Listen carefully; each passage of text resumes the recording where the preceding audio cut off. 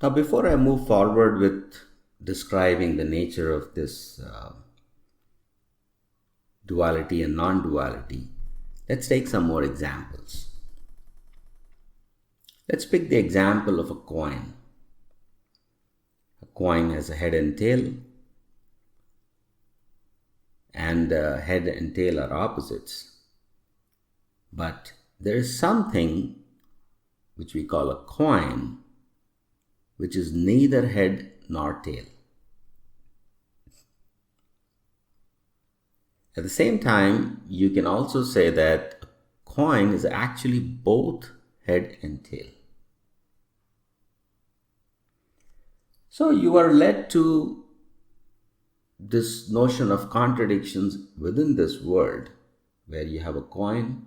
The coin is not neither head, it's not tail, and yet it's both head and tail.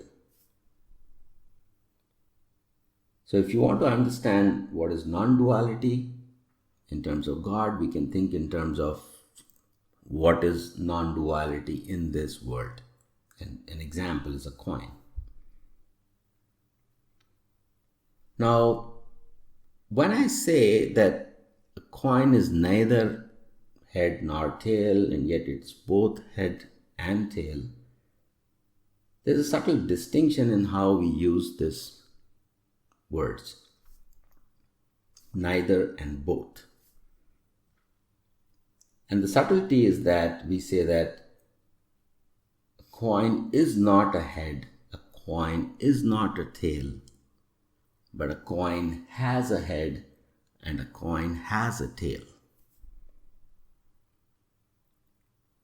If you are familiar with computer programming or object-oriented thinking, you would have heard these terms which are called is a and has a. A cat is a mammal and a cat has a tail. There's a difference.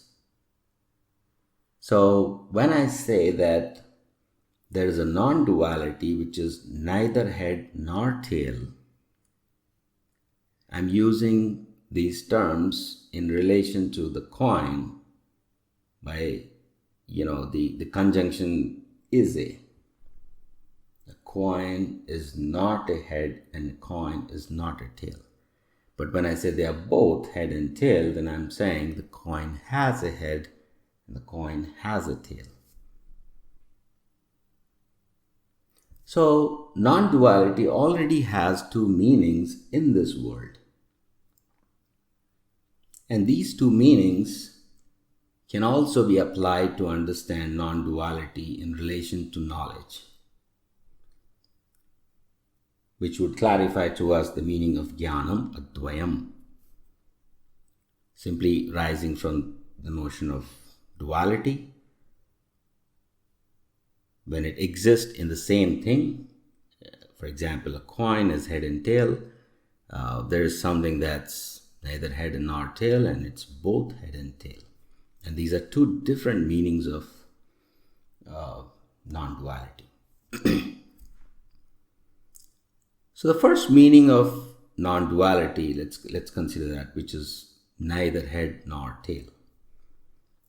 This idea is called Brahman in Advaita philosophy. All over Vedic texts, this term is called Brahman. So there is a state of non-duality which is called Brahman or Brahma,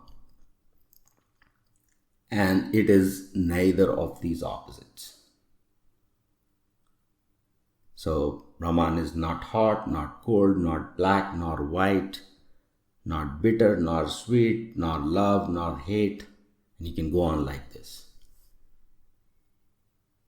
So these dualities are supposed to be created by material nature. And Brahman is something which is non-material, but it also means it is the negation of all these qualities. Now, if you have to say that, coin is not head and not tail, it is very hard to understand what coin means. Because you could also say a horse is not head and not tail, or sky is not head, not tail. Um, a house is not head, not tail. And, potentially this not head and not tail could be applied to infinite number of things. So by saying that something is devoid of all these qualities, you're not saying what it is. Therefore, Brahman is an incomplete description of what it is. A more complete description would be to say that a coin is something that is both head and tail. So there is a non-duality. It's not dual in the first sense because it's neither of these two opposites. And there's a non-duality which is, it is both these opposites. But it cannot be understood, just like when it was neither of these opposites.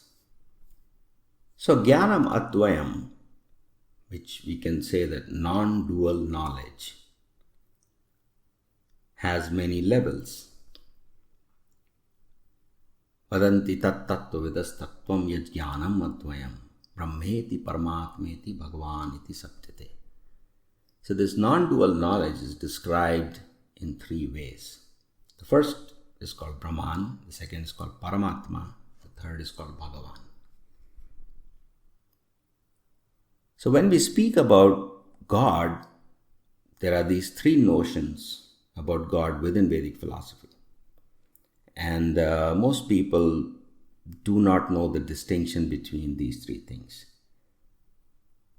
So people might alternately refer to God sometimes as Brahman, sometimes as Paramatma, and sometimes as Bhagavan.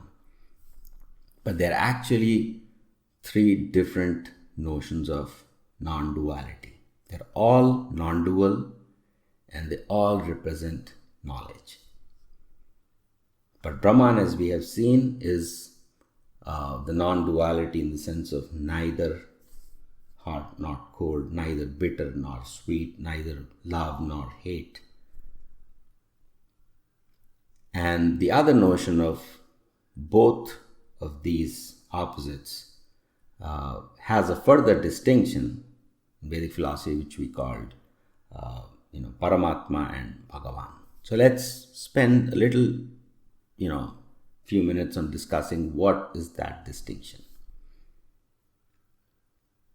That distinction essentially comes from this first word, which is jnanam, or knowledge. And I said earlier that jnanam means realized knowledge, and or we can treat it as the idea of knowledge.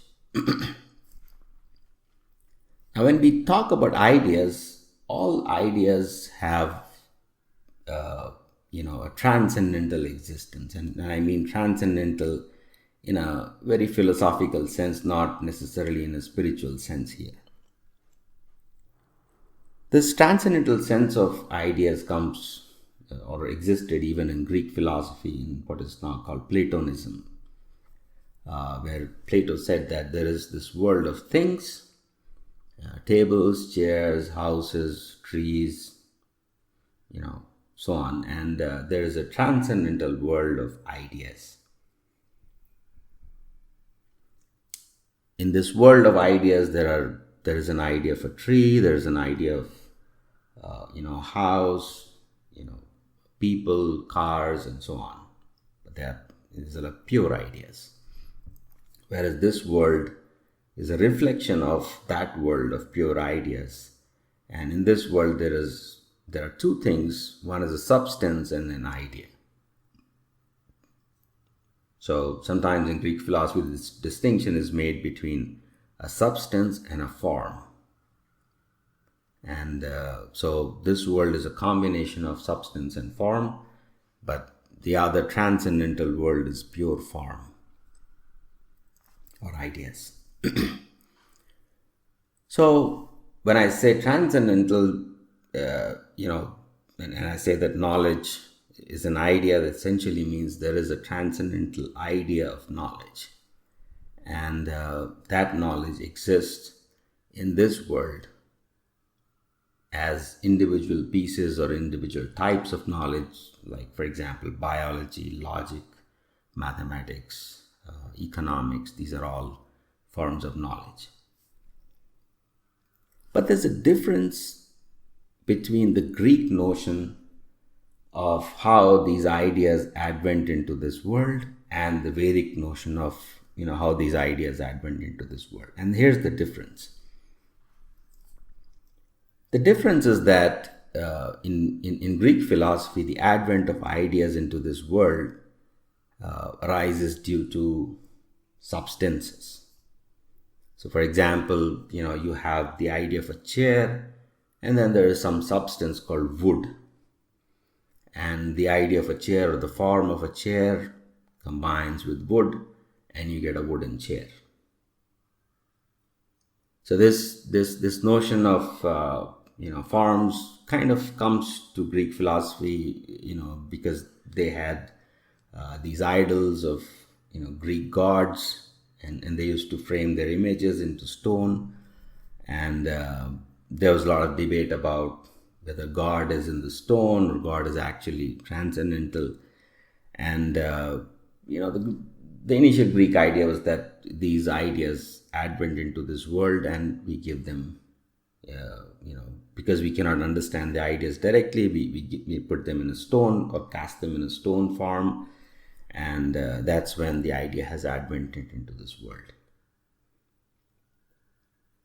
So in Vedic philosophy, we do not say that this world is substance. We rather say that there is individual modalities, right? So the idea is a universal, and it combines with another modality which is called individuality.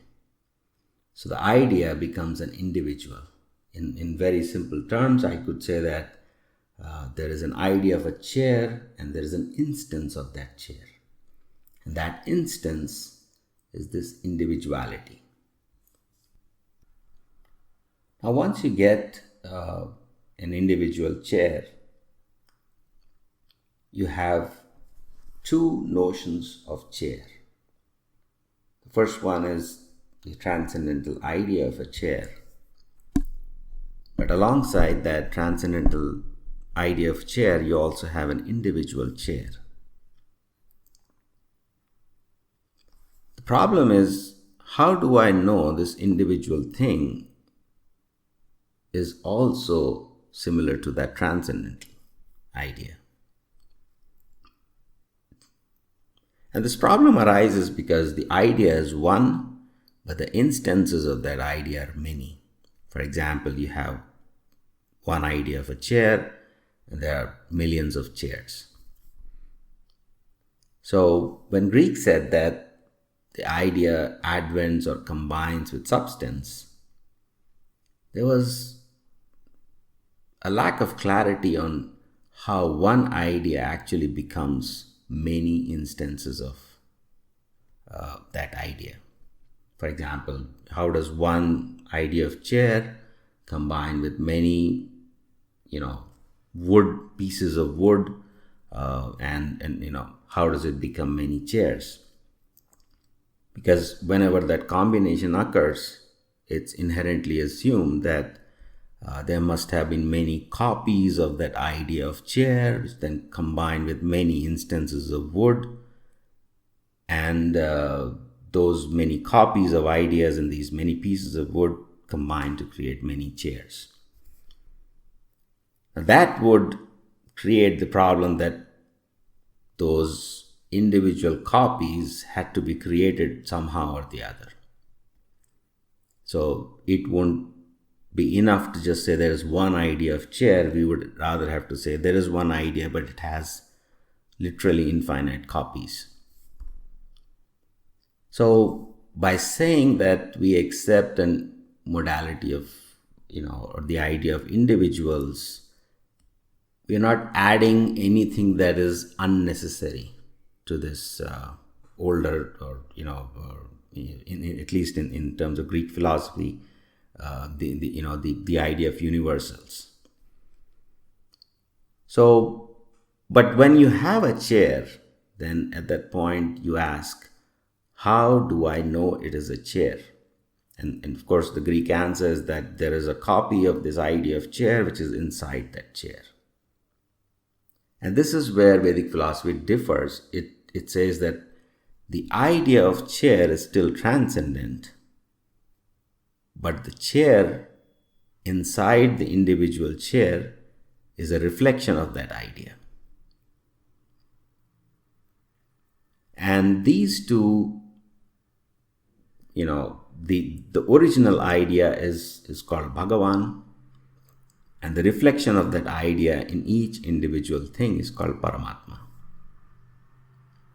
So therefore, in Vedic philosophy we'll say Bhagavan is one, but Paramatma is present in everything. In a different language we can say Bhagavan is transcendent and Paramatma is immanent. The term immanence also, is a relatively, it's a Greek term, and from this immanence comes this, and in the use of forms comes this word called inform, from which comes the modern word information. So we say that something is inside, it is informing, and it's immanent. So this immanence is Paramatma and the transcendence is Bhagavan. But remember, we already said that this is non-duality of knowledge, or it's non-dual knowledge, but it has a head and a tail. It is, it has bitter and sweet and so on. So the second type of non-duality it actually has two forms, a transcendent form and an immanent form. A good way to understand this is to say that when you see a chair, you see something that's inside the chair, which makes you identify it as a chair. But if you did not see the chair, there is still the idea of chair. In a sense, if all the chairs in this world were destroyed, the idea of chair would still exist.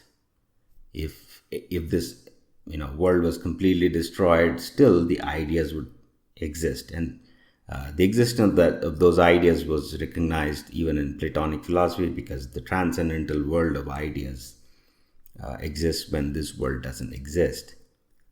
And when the world exists, there is all these ideas have advented inside individual things. Now, once we say that, jnanam advayam, non-dual knowledge, has advented into everything in an immanent form, we are essentially saying that everything in this world has the property of being knowable.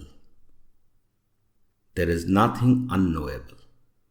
So that's the meaning of immanence. Just like if you see a chair, you say it has the property of chairness. Chairness is immanent or informed into the chair.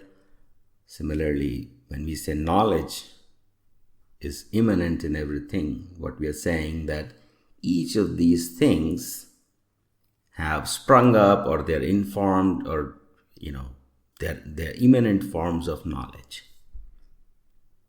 In very simple terms, everything is knowable. And all these things have been produced from this idea of knowledge or knowability. So there are different divisions of knowability, which is, very big topic in Vedic philosophy. What are the different ways in which we know? For example, sense perception like seeing, tasting, touching, smelling, hearing. These are sense perception ways of knowing. Then there's a way of knowing by the mind. There's a way of knowing whether something is true or not, whether something is good or not, whether something is right or not, etc. So there are many divisions of knowability. But all these divisions have simply expanded from this idea of knowability.